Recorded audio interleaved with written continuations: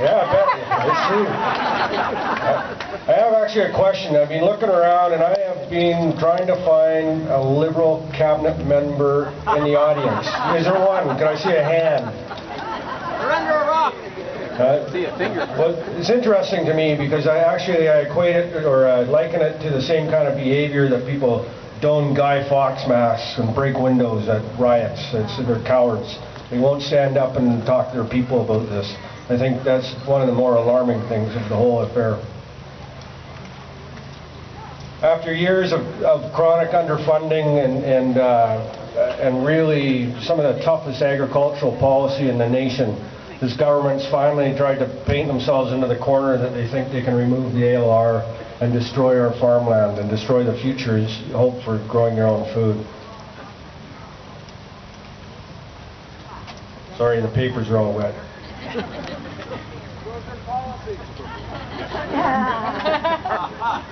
So years ago I was talking to Colleen Ross. She was the vice president of the NFU for quite a while and a real fighter for farmers' rights and farms organizations around the world. And I was feeling a little disheartened about what was going on in BC, and she said, you know, Dan, be strong. You got to realize you're building the lifeboats for your communities. These small farms in the province are really the lifeboats and the lifeblood of the community, and eventually they'll be recognized for that. And I started thinking to myself, you know, that's a really cool metaphor, but I want to turn it into an analogy now. I want you to just stop with me for a minute and realize, or I guess I'd like to tell you, I'm a descendant of the last living survivor of the Titanic in Canada. My grandmother was 94 when she died, and her and her mother were on lifeboat number 9 and loaded onto the Capritha, and she was 12 years old. And really, if the lifeboats are our small farms in British Columbia, then our agricultural policy and our agricultural product, whatever you want to call it, is the Titanic. Yep. And you know, I just stop and think about that for a minute. Oh, geez, I'm out of time already. All right. I just finish this analogy because there's Harper up the crow's nest. And I don't know how many of you know, but they didn't have binoculars on the Titanic. There wasn't a set.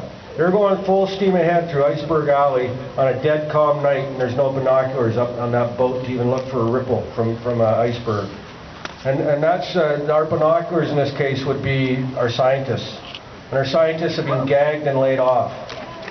And that's... Shame! Burn in hell, Harper! And then there's Christy Clark. And she's in the basement of the boat, and she's a steam engineer, and her cabinet are stoking the boilers, and they're crying, we're unsinkable, we're unbeatable, full steam ahead. And we all know what happened. And we all know how much those lifeboats were needed. And I think people really need to start thinking about just how important it is for our future generations to hang on to this land. The only thing any of us should do, if you have any sort of social consciousness, or hope for the future. If you look at any of the climate change models, if you look at any of the population growth models or peak oil, just take a look around. How are the next generations going to feed themselves? And who are we to take that hope away from them? So we need to hang on to this. The only thing we need to do is strengthen the ALR or the ALC and add to the ALR. That's the only thing that any of us should be looking at. Thank you.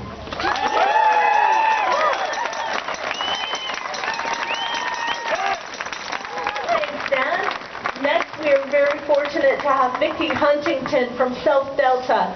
We are blessed in Delta. We have the largest migratory bird flyway in Canada in Delta. There is so much farmland in Delta.